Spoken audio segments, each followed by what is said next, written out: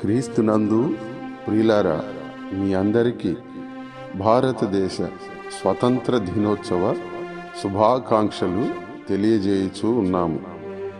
భారతదేశ స్వతంత్ర దినోత్సవము సందర్భముగా సమర్థుడు ప్రార్థనా మందిరమునందు ప్రార్థనా వీరుల సమావేశ కూడిక ఏర్పాటు చేయడము జరిగినది.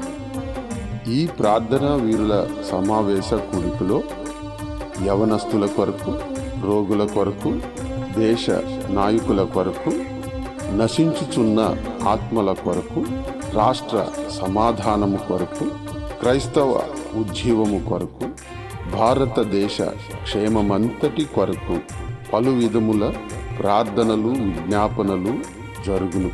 కావున మీరంతా ఈ ప్రార్థనా వీరుల సమావేశ కూడికలో పాలి భాగస్థులు కాగలరని ప్రేమతో ఆహ్వానము తెలియజేయుచూ ఉన్నాం.